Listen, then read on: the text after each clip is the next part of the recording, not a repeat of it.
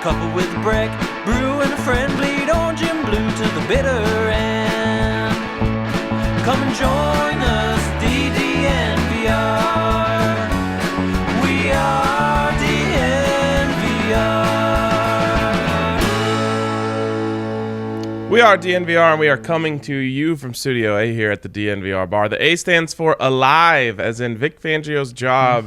Still alive heading into this weekend's matchup with the Kansas City Chiefs. And guys, I have a pretty strong take about what a win in this game could mean for Vic Fangio. So we'll get to that here in just a second. But first, a shout out to our presenting sponsor, MSU Denver. MSUdenver.edu/online is where you can go to scope out all they have to offer. It's the best online education you can get in the area, and you can get it from anywhere. You can get it from the comfort of your own home. Check them out, msudenver.edu/online. 750 total classes, 45 plus online and hybrid programs. No better place to go than MSU Denver if you're looking to work a full-time job and further your education. MSU Denver students work twice as many hours as students attending any other Colorado institution. My boys, what is up, man? The vibes are so good right now. Broncos just, 5 days away from taking over first place in the AFC West. You love that. I love that energy. See, okay, I like the positive energy. I like the anticipation. I just want to say this. The Broncos do not fall out of the playoff race by any stretch of the imagination if they lose this game. Definitely not. That's the thing.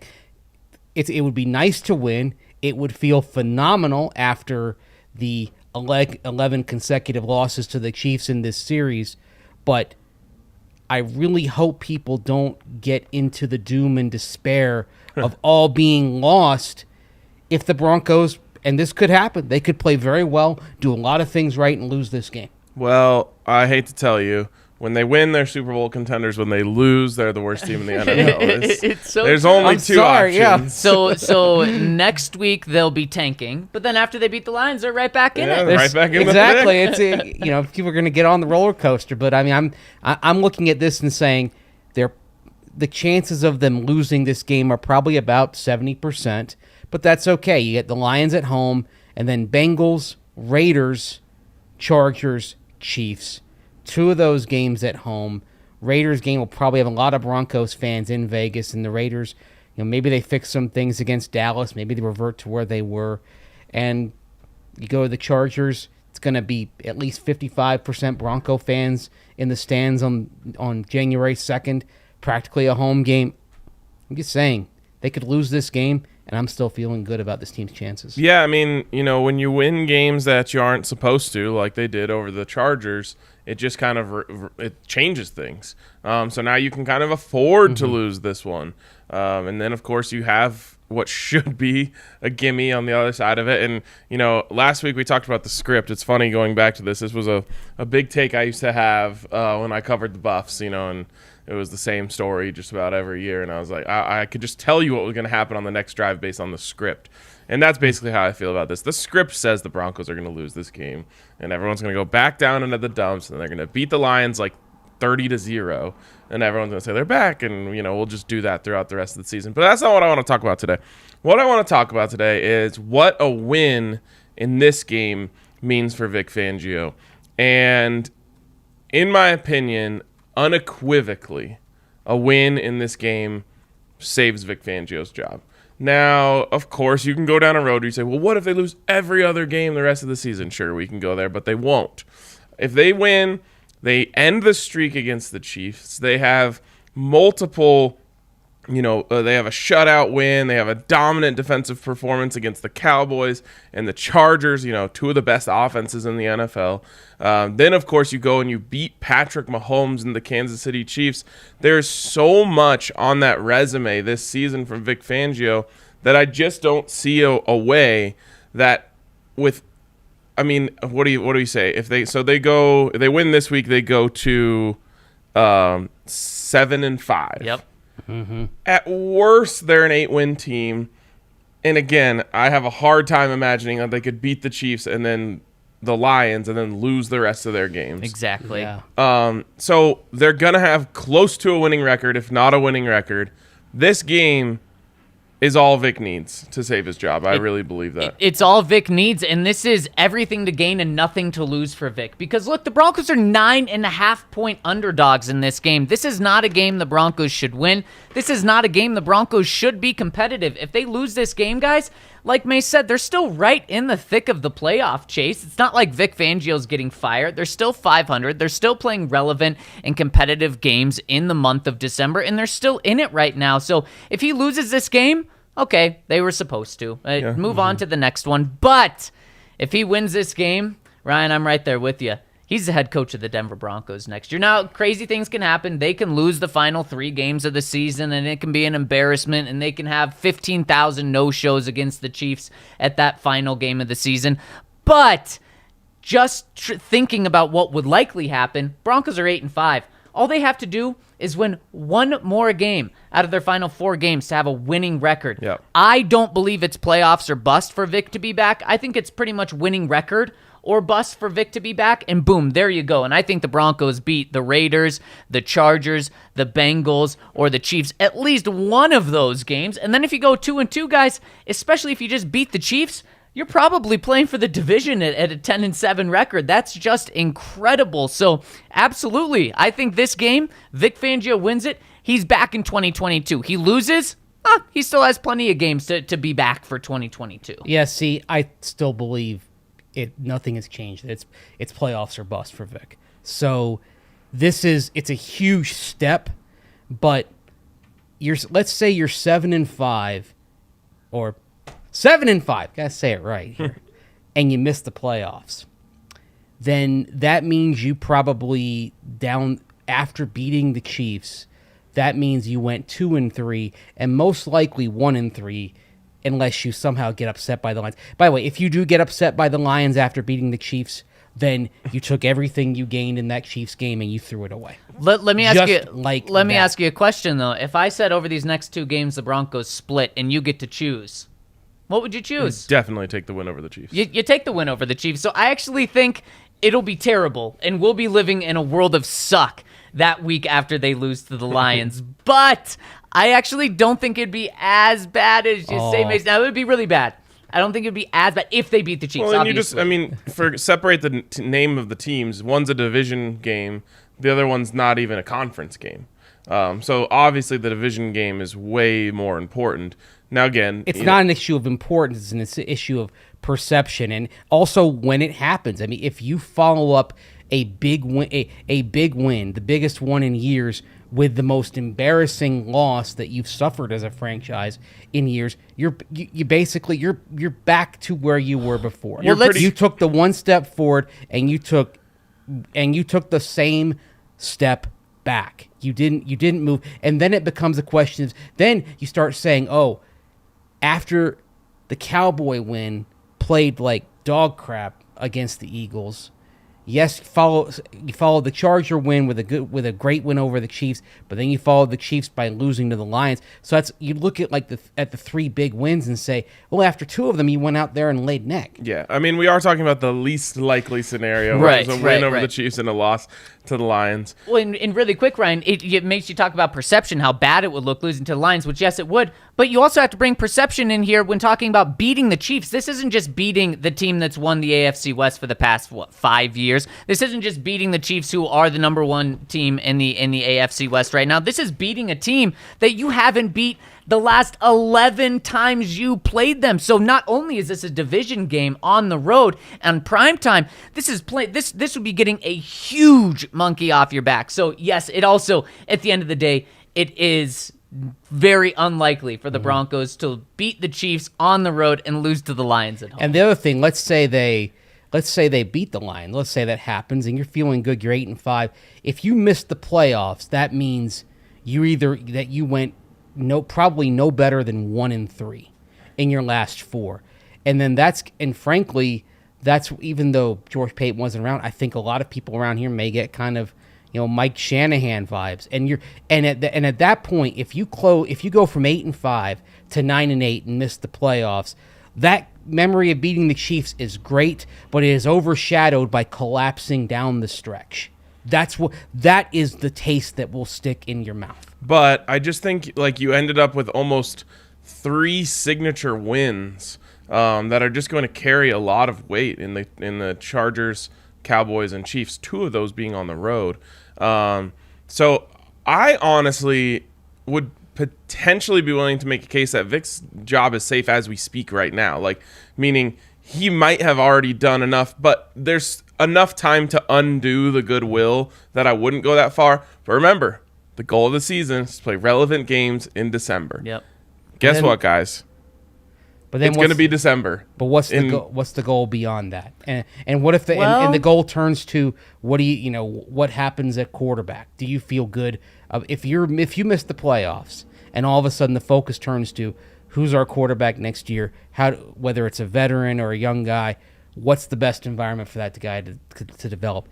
Is it with this coaching staff? And if you miss the playoffs, what do you cling to? Well, I think that George Patton tells the truth a lot of times, and a lot of people in this town think he lies about some things to the media, and a couple of those Everyone things lies are to the media. It's true, but a couple of things are. I believe George Patton when he says playing relevant games in November and December is our goal for this season, and Vic Fangio has accomplished that. Now, again, he can blow that away by losing to the Chiefs, losing to the Lions, and of course, there's exceptions to the rules out there. But I believe George Patton when he says that. Another thing that I believe George Patton when he says is that he took this job. One of the reasons he took this job was because of Vic Fangio. There's a lot of people that think that's total BS. I believe that's the truth. Look at what George Patton has been around for the past decade in Minnesota. A defensive guy like Mike Zimmer, not a fiery guy, and a guy who he and the Vikings have been extremely loyal to. That's George Patton's DNA. So I believe that he would really like a defensive guy that's not fiery, that's pretty cool, that's been around the NFL for so long. I believe George Patton when he says that. So I do think he wants to give Vic Fangio the benefit of the doubt. And you look at when Mike Zimmer took over the Vikings, he didn't go in there and fire the head coach right away. He gave him a couple of years before he moved on from him. I think that is so much in George Patton's DNA that he wants to give the benefit of the doubt to Vic Fangio. And so that's why I do think that Vic isn't going to move the goalposts like you kind of suggest, Mace. I don't think George is going to move the goalposts for Vic. I think it's if you're playing relevant, let's say games with an S in December to kind of make it a little more realistic. It's already guaranteed. It really is. Then unless there's, again, a huge exception to the rule of losing your last 3, losing your last 4, I think Vic's back. So, Ryan, I'm with you. I think Vic's safe right now. Yeah, I think he is. I think he would have to do something to undo what he's built right now. And that includes, like, losing to the Chiefs and then also the Lions. I think that would pretty much undo all goodwill that you've built up. Yeah, I couldn't disagree with you guys more. I don't think he's close to safe. Not at all. Interesting. Well, yeah. I mean, I'm just going off of what Peyton said. Relevant games in December, check. It's done. And then the goal, and then you're in those relevant games. That was the first goal. Get to those relevant games, and now the second goal that comes in, it wasn't to go out there and poop down your leg when you got to those games. Right now they play. Hey, relevant game last Sunday, they won.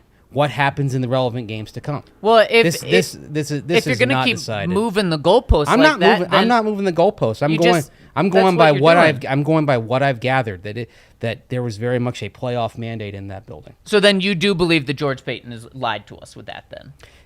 He wasn't saying it in terms of Vic Fangio being safe. He said the first goal is relevant games in November and December. I believe he was asked what's a successful season, and he said we want to be playing relevant games in November and December. But that successful season wasn't talking about Vic Fangio being safe. If you have a successful season as your team, that means you're happy with your coach. You're not firing your coach after a successful season. But you're also that's not what he was asked. So I think you're taking one thing and extending it to another. I think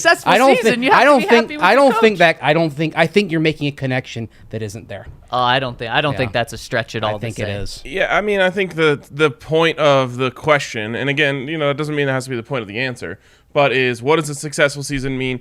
It is possible to have a successful season and then go fire everyone. Like that doesn't mean, but.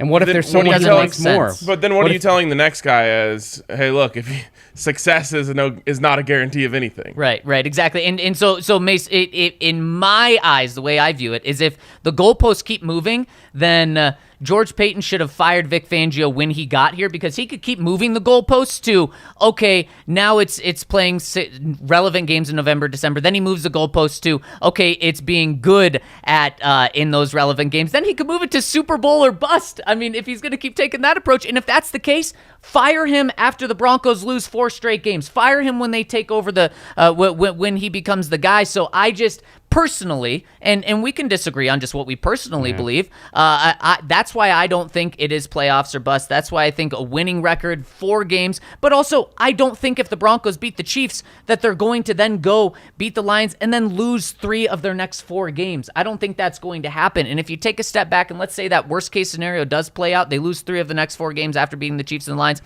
they'll still finish the season 6-4. So while it won't be the best end to the season, there'll still be momentum. There'll still be a 4 games. You'll still have won 4 games more than you did next year. I mean, boy, George Patton's standards would be way higher than he led on to believe to all of us multiple times this year. Yeah, if you're 1-3 down the stretch, and those are and you're playing those games to get in the playoffs, then we're talking about how the Broncos choked. Yeah, but a lot in better this scenario. a lot better than they have been the past few years. At least they were in an opportunity to choke. Yeah, but that is going to leave a very sour and bitter taste, and frankly, it's going to lead to questions over whether Fangio and this staff is the ones to get the Broncos to the next level. I think and also knowing what we know about how years ago that George Patton, according to the Pro Football Talk report, that George Patton and Dan Quinn kind of were thinking about being a package deal, and it didn't quite work out at the time. We know Dan Quinn's potentially going to be available in the offseason, so I do not think that he is safe even if they win this game. Well, there's a ways to go. Only time will tell. Here's the full quote from George Patton. You want to be relevant in November and December, and that's our goal. I just think if you've achieved your goal. Right. They were relevant through November. They're relevant in December now, at least for the first 2 weeks of December. How do we define relevance? Maybe he defines relevance as that's the other thing. How does he define relevance in that? If this game against the Chiefs isn't relevant, then I mean, I don't, Mace. I said you and I can disagree on a personal thing. I don't think anyone can disagree that this game's relevant. Yeah, I mean, you're playing for first place on Sunday Night Football. And it's about as relevant as you could possibly. It might be the most relevant game in the NFL. And if you lose that, and you lose to the Bengals, even if you beat the Lions, your games are you have an irrelevant December game there at the end. And is that again? We'll see. Yeah. I mean, obviously, there's no way of knowing how things stood right now. It's all going to matter how things shake out in the end. I've just learned not to take these people literally. Well, and that's definitely for sure. I mean, Brian Kelly literally quoted Mike Tomlin last week when asked if he would leave Notre Dame. He said Mike Tomlin said it best, whatever it was, never say never, but never. That's amazing. I love it. And, a week later. So, I mean, everyone lies to the media and everyone can opinions can change over the course of the season. Absolutely. And if Mace George Patton's thinking about Dan Quinn right now and not thinking about where this team is, and he kind of has his eyes set on moving the bar so that he can hire Dan Quinn, then what a wasted season this year. What a terrible look on George Patton, in my opinion. Should have gone out and got him last year if he wasn't going to give Vic Fangio a true chance and was going to continue to move the goalposts. See, I think he gave him a true chance because he gave him the corner depth that he wanted. He gave him even the quarterback. But not if he keeps moving the goalposts. I don't think he's moved the goalposts here. I think you're focused on one quote to team media. I don't think that the goalposts have been moved here.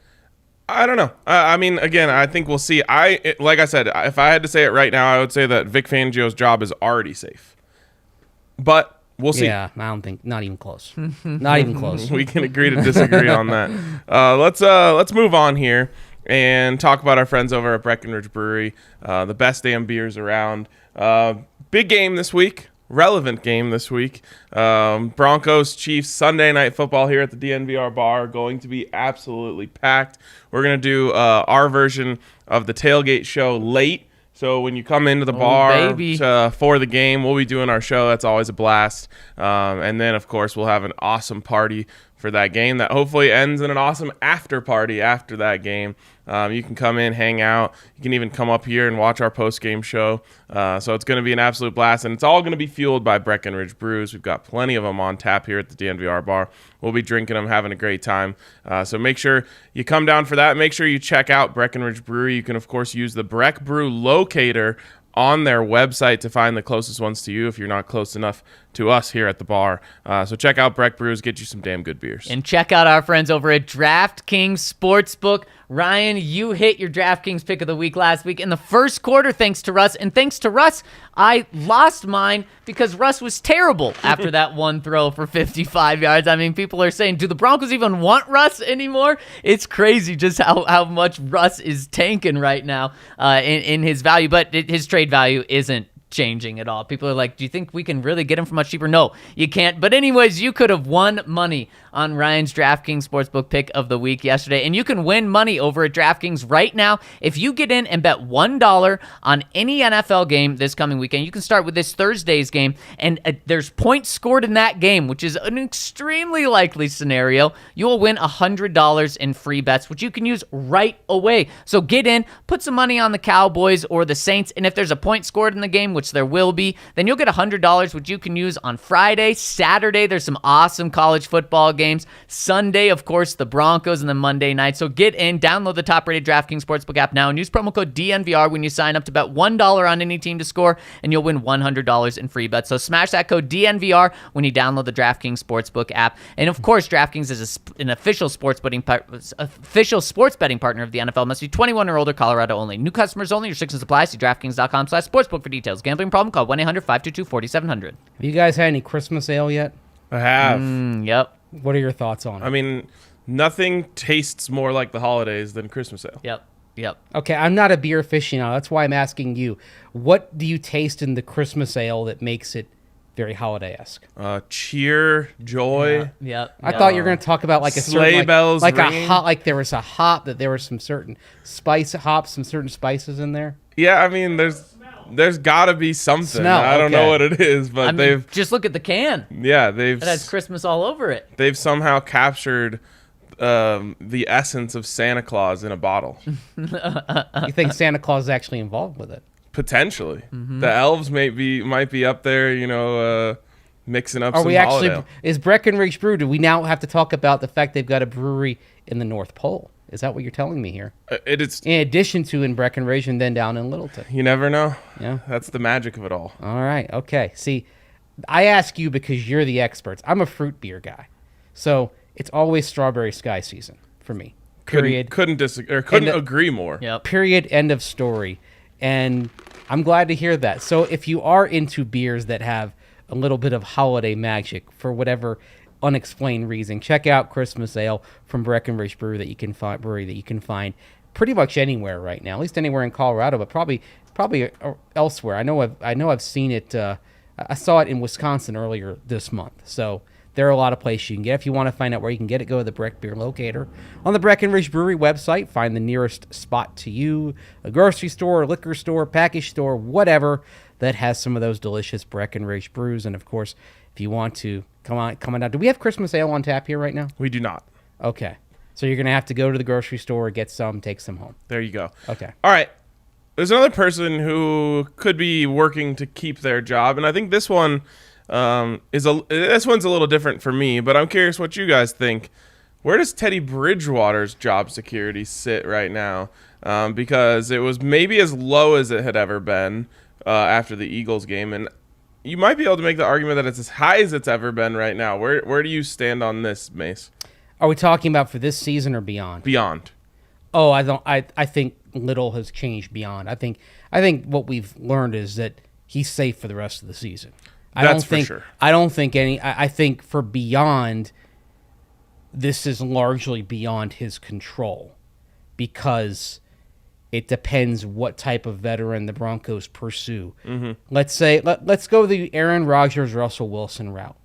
If they pursue either one of them and they can get them, Teddy Bridgewater is not coming back. For sure. But if the price, both in terms of the draft capital and then the price tag on the cap, is too rich, and the draft is determined to be the better long-term option, then Teddy Bridgewater is in great shape in terms of being back next year, because he's kind of the ideal guy that if you can get him on the right contract to bring back. And if he now, then it becomes a matter, if you don't get Rodgers or Wilson, do you look at Matt Ryan? No. Do you look at Kirk Cousins? No. I think we don't believe that they should look at that second, third tier level of quarterback. And if he plays the way he did that he has for most of the year, then I think the best play is going to be to bring him back and then pair him with a young veteran if you can't get Russ or Rodgers. So I think what you need to look at here, because I think we all agree, the conversation ends if you get Aaron Rodgers or Russell Wilson, you do that. That's before the draft, so you make that move. You're done with it. Obviously, Teddy's not coming back. So then let's look at some other second-tier quarterbacks who the Broncos can bring in, which I am completely against, but this is something that George Patton may want to do. He did it with Kirk Cousins, paid him a ton of money there, and isn't afraid to make those type of moves. So let's look and see who they are. So there's the Matt Ryans, there's Kirk Cousins. Who else is there? There's Derek Carr potentially could be available for trade, but Would they trade him within their division? Yeah, right. And that's an interesting one. Jimmy G. Strez comes in with Jimmy G there. Please no. And so to me, when I say all of these guys' names, I say give me Teddy Bridgewater before those guys, because with those guys, you're locked into a big deal with them. I mean, if you're trading for Matt Ryan, not only are you trading for him, now you're probably not giving up the farm for him, but you're locked into $35-40 million.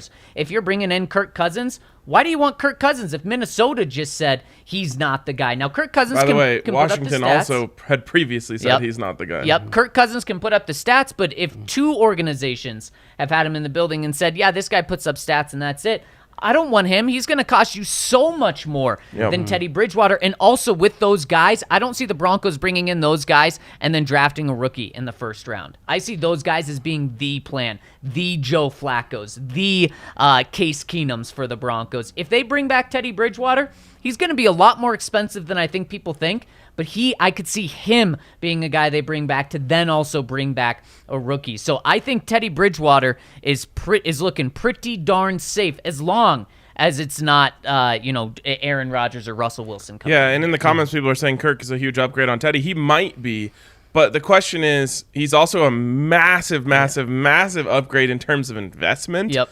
And are you going to get the return on that other than some big games, couple 350-yard games, that sort of thing? He's never won anything.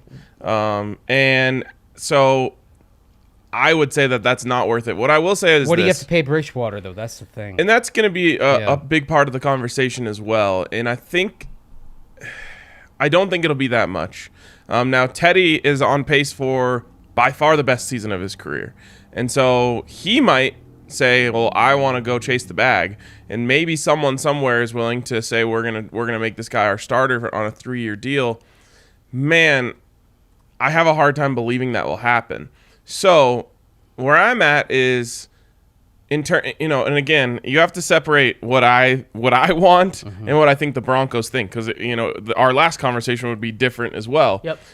If it was about what I wanted. This is about what the Broncos think. They brought in Teddy Bridgewater with an idea of who he was. And they have gotten there. In fact, there's no way you could even make the case that they haven't gotten more than what they expected based on the numbers that he's putting up. And so I would venture to guess that the Broncos are extremely happy with what Teddy has done. And that does not preclude them from making any other moves. Of course they go for Russ. Of course they go for Aaron Rodgers. But we have to acknowledge that those things are dreams. There's no foregone conclusion that you're going to be able to get Russell Wilson away from the Seahawks or be able to get Aaron Rodgers away from the Packers. Of course you go for those things 1 and 2. And then the scenarios that exist after that are drafting a quarterback, or one that we haven't talked about a lot that I truly believe is a possibility is kicking the can down the road one more year. Franchise tag for Teddy. Yeah, I mean, exactly. Which, it's $28.583 million. Yeah, that's a lot. That's a lot for 1 year. But it's a loophole. Yeah. I think you can get a better deal worked out for Teddy. You might be able to get 2 years, $30 million, or something along those lines. That's less than he got from Carolina. But how about 15 a year. how about 2 years, $50 million? and that's a lot. But then that's your answer right there. He's clearly your starter this year. And then if you draft a rookie or get a guy you want, you can cut him with very little dead money because it'll be like $30 million guaranteed. That's the key thing is the guarantee. 30, 32 makes Why wouldn't you just do the franchise tag at that point? Why would you add the extra year? Because you have a little security in case he balls out, or even because then that really shows that you have a plan to bring a rookie in.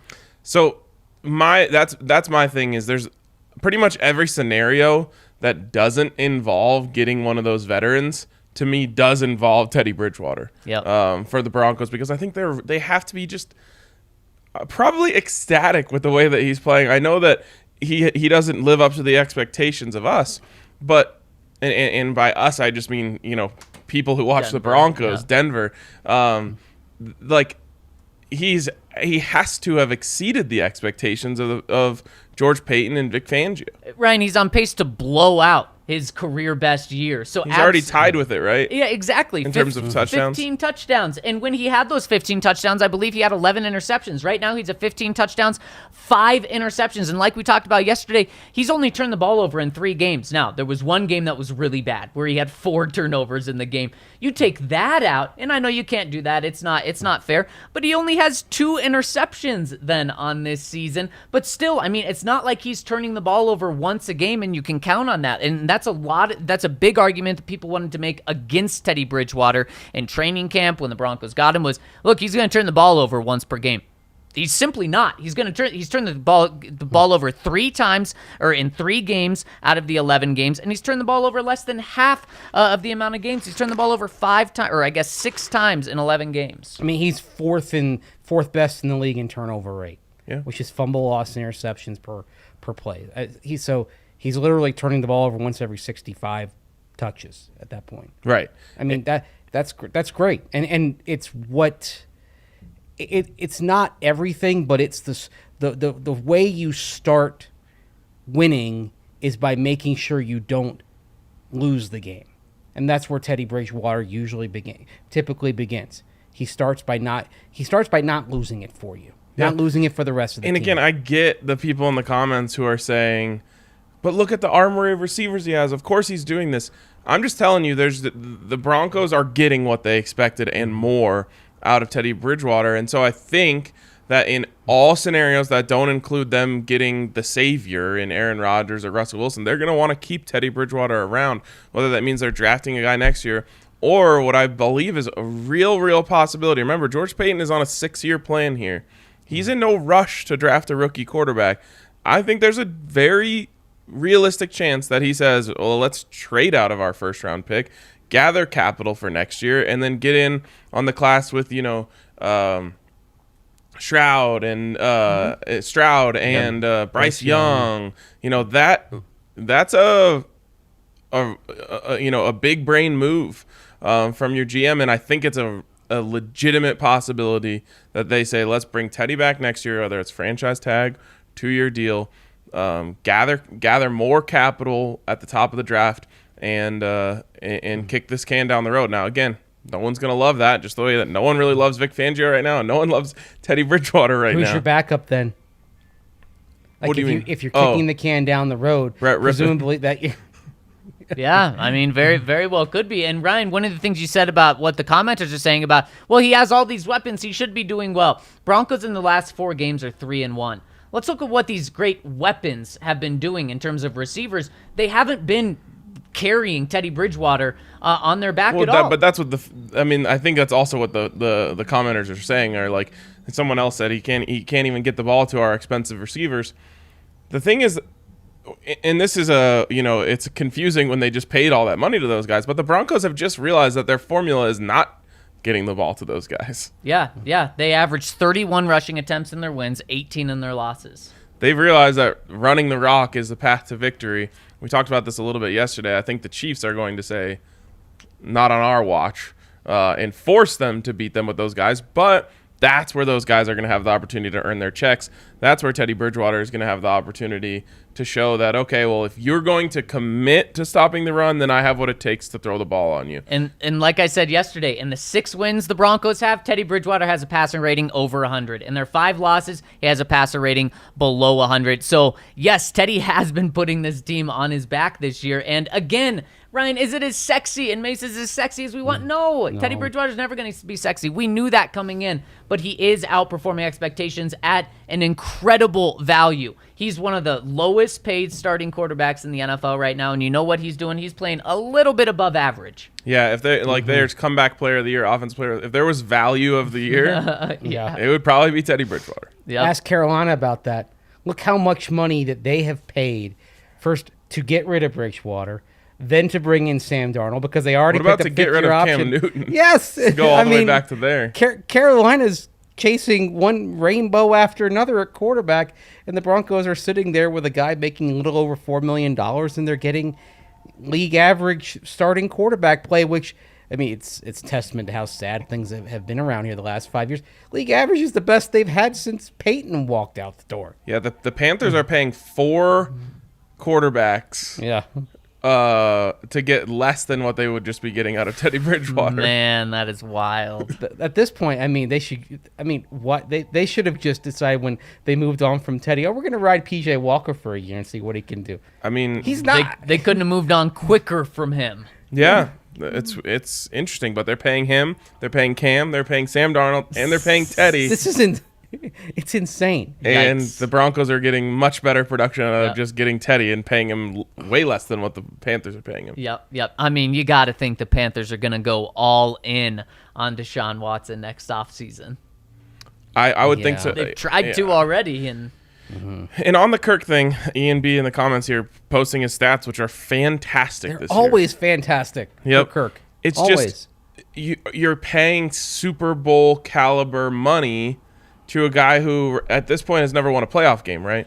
yeah. No, Saints. They won at the Saints a couple of years back. Okay. In the wild card round. So one playoff win. But on top of that, we talk about how the Broncos are in such a great financial cap situation right now. But after the Broncos paid both wide receivers, we talked about how, okay, you bring in Russ or Aaron, and you have like $15 million to spend in the offseason, which is great. Of course, you're going to take those quarterbacks, but you don't have much to build around those guys now that you paid 2 receivers $25 million. You bring in Kirk, and you're happy with that. You bring in Kirk Cousins, you're not making any upgrades to this team. It's this team right now with Kirk Cousins. And is this team set, ready to go? Look at their offensive line right now, guys. They've been playing really well, but do you trust this offensive line to be really good for years on years on years? No, you need some upgrades there. You need some upgrades on the defensive side of the ball. You're going to have to pay your own guys to stay around, the Kenny Youngs that we talk about. So if you pay Kirk that money, this is your team right now, just with Kirk Cousins. Yeah, again, it's a dangerous path to go down. And why is Minnesota willing to move on from Kirk Cousins? Because he's not good enough. He's not good enough. He's And- good. Right. He's really good. He's and not if you're good George enough. Payton, wouldn't you trust what the people that you work with and like in Minnesota say? Well, he saw it with his own eyes. That's the thing. Like, it's funny because one reason why I would be surprised if the Broncos did go after Kirk Cousins is that he would probably be taking the word of Rick Spielman and Mike Zimmer. But then why And- are they letting go of him? Exactly. That's what I mean. Right. If, Right. if they're So- willing to let go of him, then I would think George Payton would probably say, no, I don't think Right, this is right, a right. fit. I don't here." even think he would care about their opinion. He saw him up close and personal. He has his opinion. So to me, it would be if they bring in Kirk Cousins, he's saying the Minnesota Vikings organization was holding him back just the way that the Washington football team was holding him back. I have what it takes to make him a Super Bowl quarterback. You know what would really tell me, too, is that he was the guy pounding the table for the Vikings to bring in Kirk Cousins, and George Payton is the reason the Vikings have Kirk Cousins. And I have. kind of doubt it. And it'll be interesting to see. Kirk Cousins is just such an interesting case of, we talk about this with drafting quarterbacks. You can hit on the quarterback and it not get you anywhere. Look at the Lions with Matthew Stafford. Like, no one could say that they missed on their draft pick of Matthew Stafford. Didn't do anything for them. Matt Ryan, now that's a little closer. He should have a Super Bowl ring, but he doesn't. So in the end, you look back and say, man, it was just, like you can't say they got it wrong, but they didn't fully hit on it. It's just weird. There is a middle ground there.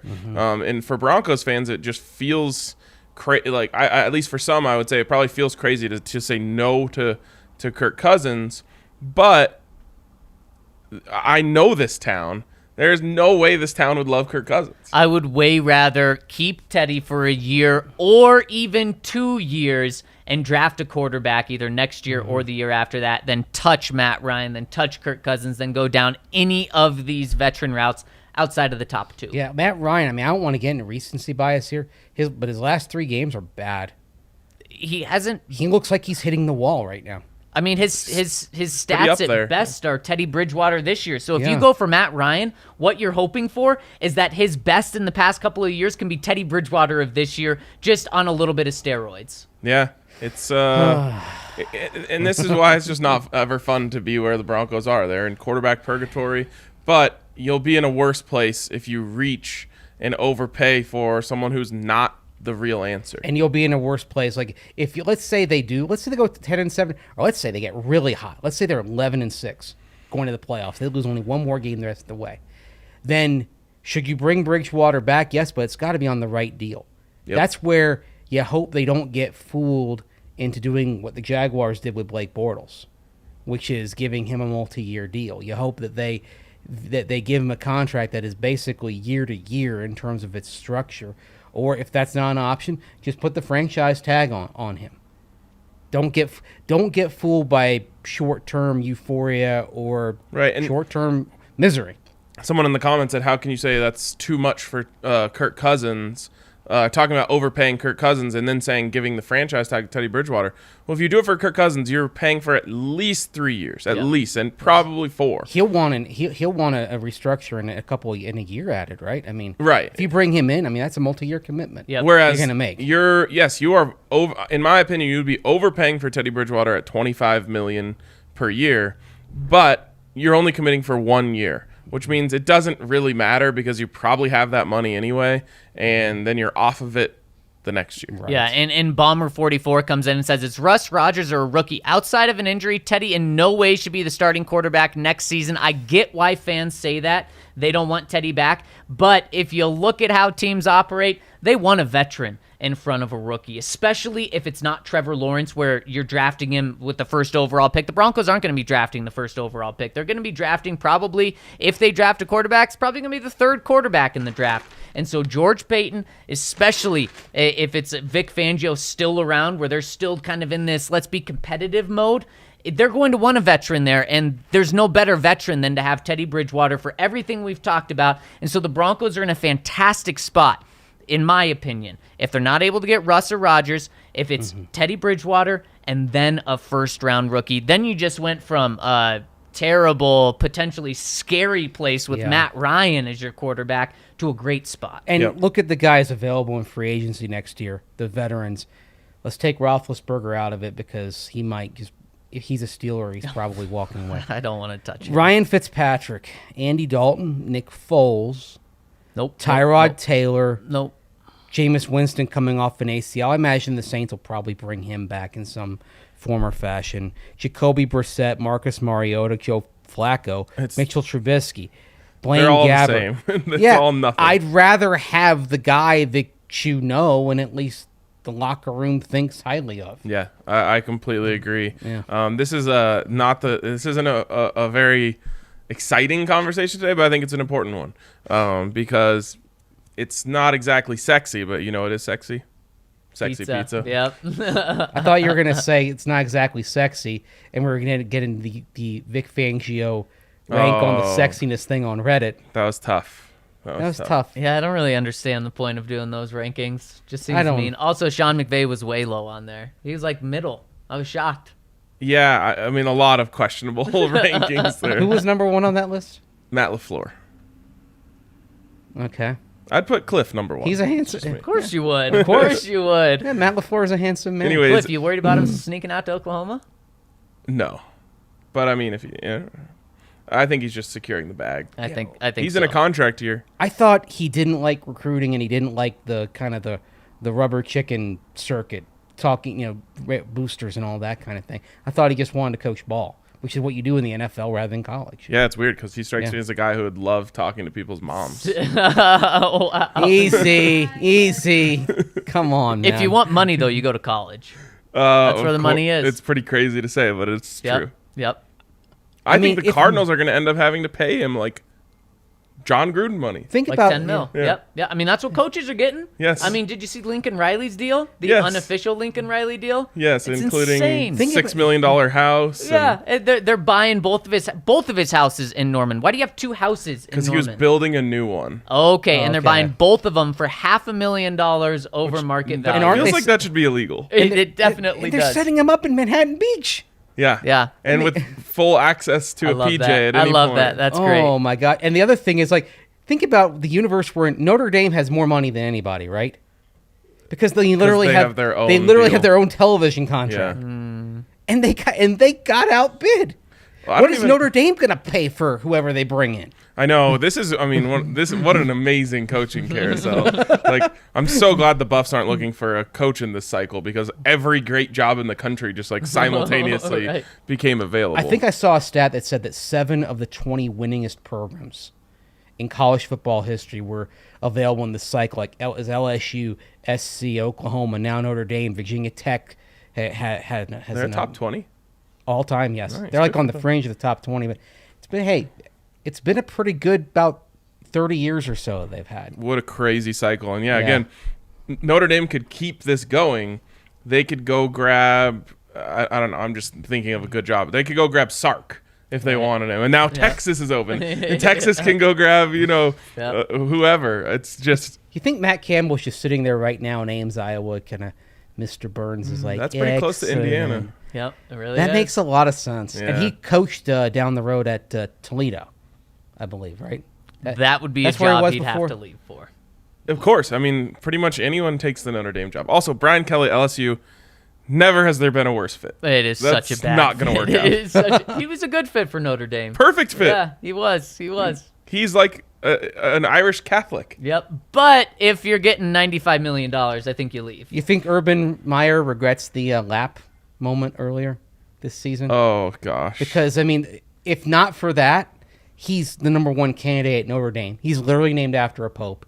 But I just don't think at that point the priests are going to go for that. Somehow all of this college football coaching talk was part of a Sexy Pizza read. Sexy Pizza. My bad. The I was the best one who pizza around. detoured They are this. number 1 in the pizza sexiness rankings. Yep. They hook us up at our tailgate every single weekend, and it's maybe the thing I look forward to most, other than just meeting the DNVR members, is getting in on some of that hot and fresh sexy pizza. Of course, they have their philanthropies, which a portion of every sale goes to a range of different nonprofits here in Colorado. Giving Tuesday today. Oh, and it's Giving Tuesday. Yes, Perfect reason to go get a absolutely. philanthropy.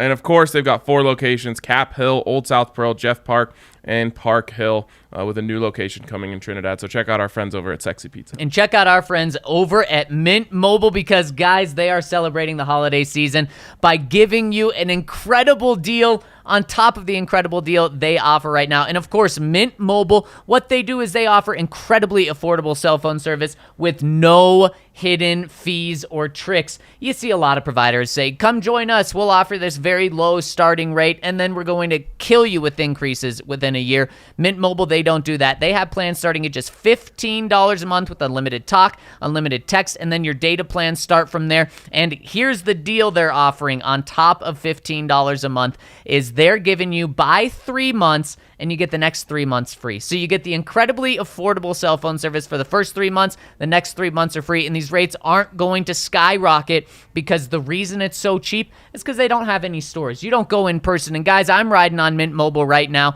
and one of the awesome things is I don't have to waste my time going into a store to get set up. No, what I do is go to mintmobile.com/DNVR. They send me a free SIM card, and that SIM card, all you do is you put in your phone, you download the Mint Mobile app, and boom, there you go. You get to keep your phone, you get to keep your phone number, and you get to save tons of money. So make sure to check them out at mintmobile.com/DNVR and download the app to get set up, and you'll get set up with 3 free months after your first 3 months.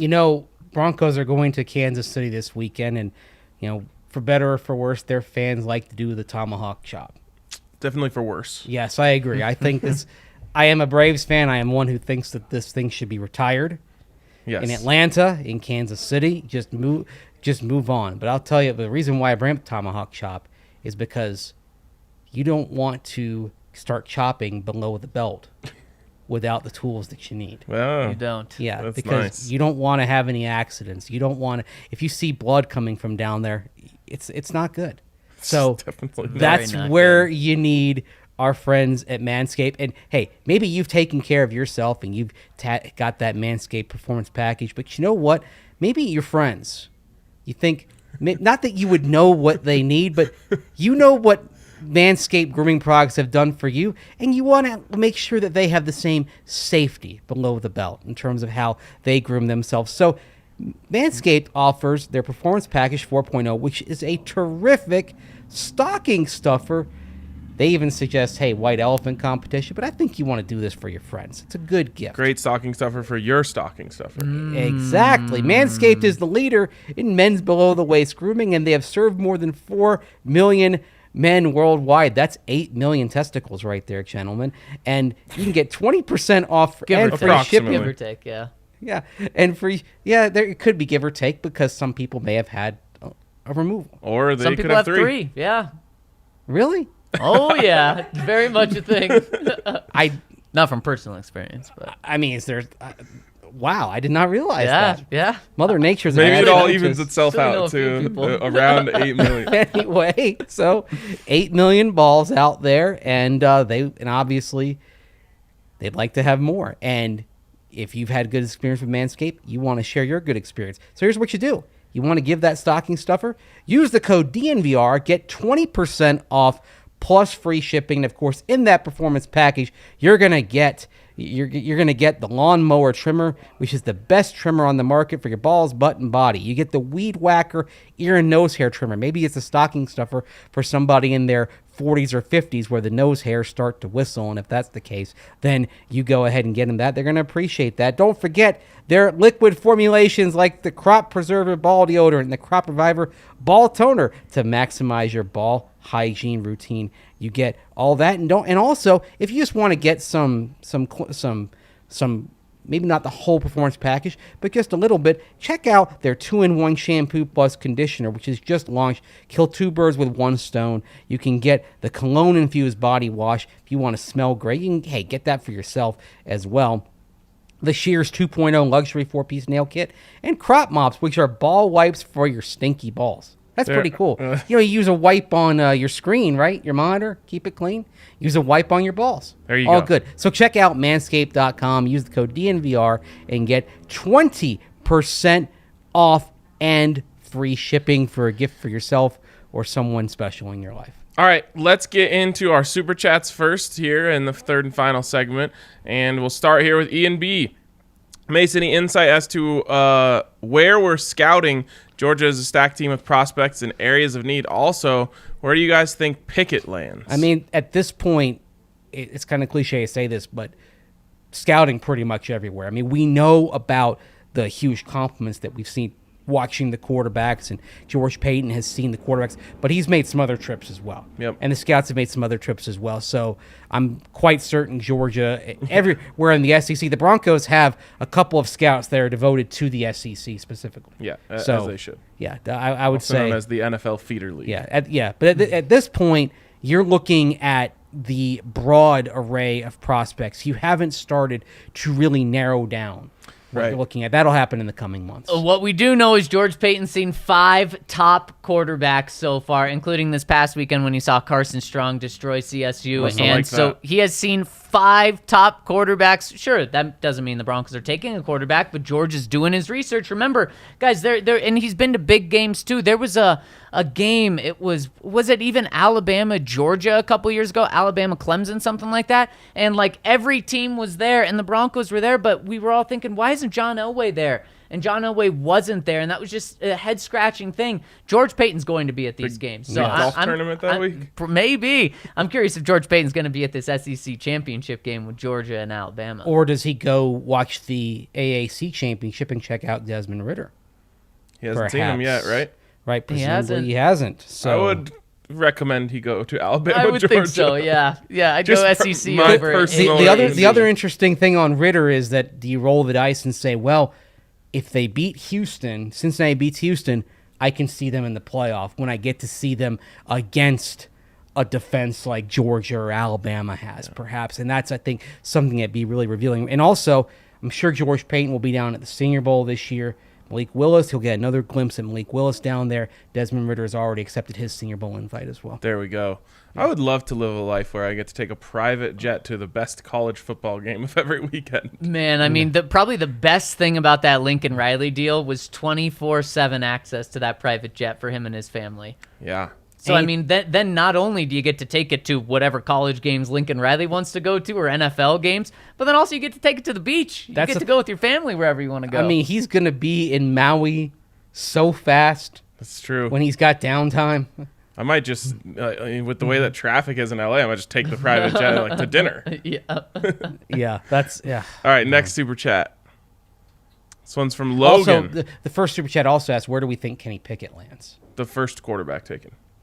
Ooh. Like it. That's what I think. Okay. Logan here says, fantastic game. It was my dad's first game since we lost to the Chiefs in 2015, and we had a blast. Unfortunately, couldn't make the tailgate, but that's okay. No, it's not. No, I'm just kidding. I wish we could have had you guys out there, but yeah, it was a great game to go to. Next one's going to be great, too. After coming off a win against the Chiefs, then you get the Lions at home. Boy, that's going to be popping. Won't be any no-shows if that's the case. That's very, very true. Even though it's the Lions. Even though it's the Lions. Yeah. The first place Broncos will not be getting no-shows in their stadium. There's going to be no Lions fans either, so we're not going to have to worry about that. Yeah. From J-Day. What's up, guys? Loving our two inside linebackers and the hustle from all linebackers. Quick questions. Is it time to start Hairston over Fuller?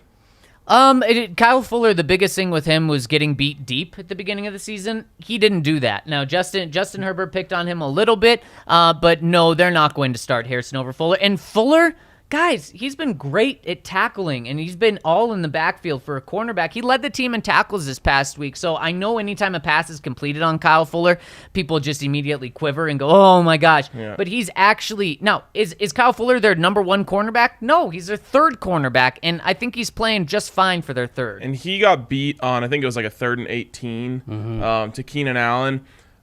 When I rewatched the game, I really think he thought Justin Simmons was over the top of him. It was classic trail. Like he was playing it as if he had safety help. And if you look, Justin gets caught between two routes and ends up going for like the post or the cross or whatever it was. And he leaves that over the top for Keenan Allen. So I don't think it was quite as much on Kyle Fuller. Or I mean, it could have been. He just didn't know that he didn't have help over the top. He definitely thought he had help. But definitely Herbert was targeting Kyle Fuller. Yeah. And threw at him 9 times, as they said in Ferris Bueller, 9 times. And 113.9 rating when Fuller was targeted. And over the course of the season, 112.2 rating. What was his rating when targeting Pat Surtain? It was 6.8, Yeah, I think. it was low. Yes, microscopically low. Yeah, it was pretty. I think it was 6.5. But I think something we may see going forward here is teams try to pick at Kyle Fuller. And you start looking at, and you look, except for Jared Goff, you look at the quarterbacks that are looming, and it's Mahomes, and it's Carr, and it's Herbert, and Burrow the rest of the way. Yep. So for sure. They will go at him, no doubt. All right, let's jump in now to the questions from the listeners, and this first one is from PS2. Wait, did we get one Oh, more? we did have one more? Okay. Yeah. From Alex Hoy. If we keep Bridgewater as the bridge QB and draft Stroud in 2023, I'll buy a jersey on draft night. Go Bucks, go Broncos. Stroud, by the way, even though Ohio State lost, Stroud had some magnificent throws. Yeah, I didn't and think some magnificent catches on the end of those throws too. Yeah, I didn't think he was really the culprit there. It was Yeah. the run defense that was the culprit for them losing to Michigan. Which had been the second best run defense in the country since they had lost to Oregon. I've never seen a team get run on so easily when the other team was just trying to run the clock out. Like, it wasn't Right. they were just trying to run it out, and they couldn't stop them, and so badly that it actually helped them, gave them another chance to get the ball back. But You guys are probably too young to remember this, but I had a flashback to Tamanga Biaka Batuka in 1995. Ohio State's playing for a chance at the national title, and Tamanga Biaka-Batuka played his way into being a high first-round pick the next year by just kind of having that same kind of game running through Ohio State in Ann Arbor. Wow. Yeah. That was the flashback. It's quite a name. Yeah. He went by Tim, but the full name was, and I believe it was spelled Tshimanga. Wow. He's a Panthers first-round pick. That's why I'm kind of familiar with him. But yeah, Tamanga. All right. But also I like saying Tamanga Biaka-Batuka, even though he was a pro bust. Tough. All right, next one's from PS2. It was a great team win, but there are still major concerns with a few players. The most obvious one is Kyle Fuller. It seems like every third down play they would target him to get the first down, and they would easily get it. He didn't give up any big plays, but consistently gave them a first down. I know O.J. Mudia is coming back off a major injury and dealing with COVID, but I think they have to get him on the field ASAP. He had an up-and-down year last year, but held up well for being a third-round rookie forced into a number one corner spot. People seem to forget he had 4 forced fumbles. Pair his ability to force fumbles and Pat Surtain's big play ability. Seems like a nasty duo in the making. What are your thoughts? Yeah, that's probably who would be replacing Kyle Fuller, but this isn't going to be something that happens easily or quickly. The team is really happy with the way Kyle Fuller is responding, and I know fans aren't happy with it, but also Kyle Fuller is Vic's guy. He's benched him once already. I think it's going to have to be bad for him to bench him again. So I'm just saying prepare for Kyle Fuller to be in there for a while. The theme of the show is the Broncos are happier about X than the fans. Right, yes, exactly. Yeah. Next one from Dan Burke. He says, hey guys, I've seen people talk about it being hard to justify firing Vic if the Broncos pull off the upset against the Chiefs, considering everything that's going against them coming into this game. Andy Reid coming off a bye, the Chiefs on a hot streak, and their defense playing well. It being Arrowhead in December, where the Broncos have historically struggled, and the Broncos losing 11 straight against the team itself. Yeah, that is a lot going against them. Do you agree that Vic is safe regardless of what else happens for the rest of the season if he can beat the Chiefs this week, unless they end up getting blown out to Detroit or something crazy like that? Well, Dan, you'll love our first comment. Some of us agree. You guys want to do this all over again? I think it's always silly to say regardless of what else happens, but I do think he gives himself a really, really good chance. Yep. And then nope, we still got a couple more. Yeah. Mile High Buckeye. My boys, here I am again, hopeful after another huge Broncos win and ready to get hurt again this weekend. But you just got to believe. I'm seriously considering flying out for the game against the Lions, but I don't have any time off left at work for the year. I would need to fly out of Columbus that Friday night and fly back Sunday night right after the game, going to keep an eye on flight prices and ticket prices. This could end up being a very real thing. If so, I'll be sure to do the party bus / tailgating again, and I would need to keep my travel bag somewhere at the bar if that's possible, so I can take off right after the party bus gets back. We can, of course, accommodate that.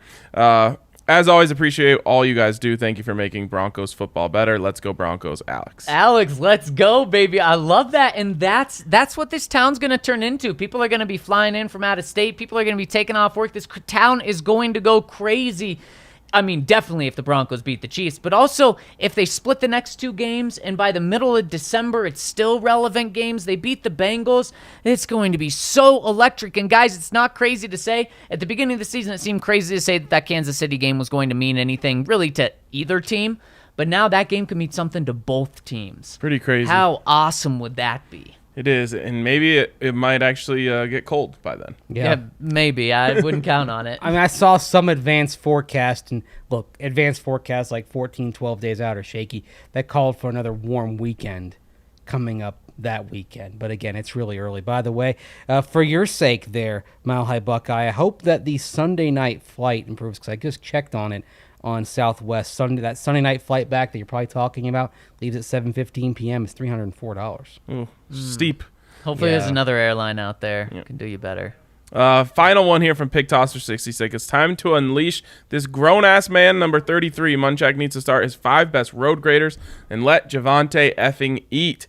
Sprinkle in Melvin for about 10 to 12 touches, but 33 needs to touch the ball 25 times in this game, and good things will happen. I'm trying to stay level-headed here, especially with this game in KC, but I have a feeling about this one, fellas. Do you think that Melvin Gordon is another one of those guys that the Broncos think more of than their fans do? I don't know how they couldn't. They're showing it right now. Yes. Yeah. Look, Melvin Gordon is still the starter. He's still getting a significant number of carries and snaps. He's getting more at not as many snaps as Javonte, but he's getting more carries. He's playing really, really well. Yeah. There's no way the Broncos could not be happy with Melvin Gordon for anything except for that crucial fumble. But again, that's another one where fans might be a little more harsh on him than coaches. Coaches know that players make mistakes. Obviously, he has a history which amplifies it a little bit, but a guy's not going to lose his job over one play.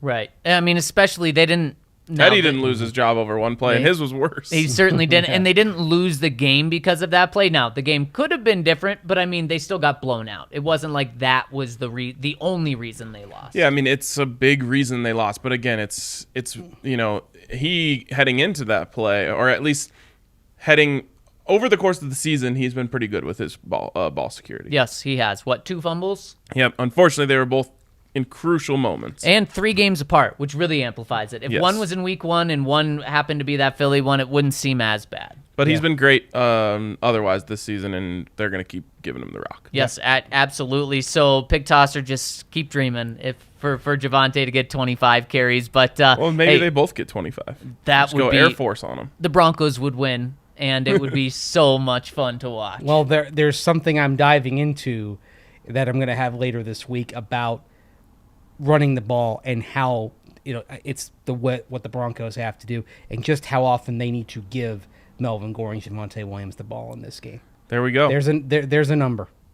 There's always a number. There's always a number. You'll have to wait for it. A magic number, and there's also a magic place. It's Green Mountain Dental Group.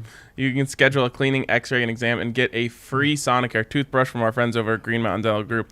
They will hook you up. They'll treat you like family over there. They'll talk Broncos, Chiefs with you if you go over there this week. They'll be talking whatever it is because they're all big Colorado sports fans. They're part of the DNVR family. They'll treat you like family over there at Green Mountain Dental Group. So hit them up. Just 15 minutes outside of Denver over there in Lakewood, and you're going to love your experience over with Green Mountain Dental Group. That is going... One more super chat. Go. What a buzzer beater. Buzzer beater super chat from Westside Philly. I think Teddy is ruining the stock of our offensive weapons. Their numbers are unacceptable. Definitely Teddy and Pat's fault. They both should go. Okay, then. Well, if you have stock in those players, then yes, you would be disappointed. And seriously, fantasy stock, you're pretty upset at Teddy right now. Yes. But their winning formula is running the ball 30 times. Yep. Running the ball and not turning the ball over, and Teddy's doing it. He is. I mean, he had 10 rushing yards on 2 carries. Now, one of them was a kneel down, so he had 11 rushing yards on 1 carry last and a touchdown. week. Yep. Yeah. Diving touchdown. It was sick. I mean, a really weird response from the Chargers on that play. Like, they just gave it to him. They did. There's no way he should have got there. They weren't thinking of him in any way possibly running But that he had to ball. run 11 yards. Yes. Like, they just kept waiting, and all of a sudden he just runs by them all. But it's something that he's done well in the past. Last year he had 5 touchdowns. Yeah. No, he looked great on the play. It was just weird. Like, it felt like the Chargers didn't try to cut off his angle in any way. Yeah. Good job, Chargers. Anyways. So that was their version of charging it. Oh, and then, of course, the missed field goal. Yeah. Just straight shank. You knew that was going to... Oh, yeah. When Hopkins went out there, I almost typed no good before the kick happened. Like, he was 7 for 7 as a Charger. I know, but you knew. Yep. These things just happen to this team. And over and over. I thought it got blocked based on the flight of the ball. No, just a shank. Yeah. Shanked it. Yep, that was bad. I'd have to look up Chargers field goal percentage in Denver. It's got to be something ridiculously low. Probably. All right. Again, thank you guys for tuning in. That is going to wrap it up for us today. We'll be back with you tomorrow doing a little Whiteboard Wednesday, giving you our game plan for the Broncos to beat the Kansas City Chiefs. Again, appreciate you guys tuning in, and we'll talk to you tomorrow on the DNVR Broncos podcast.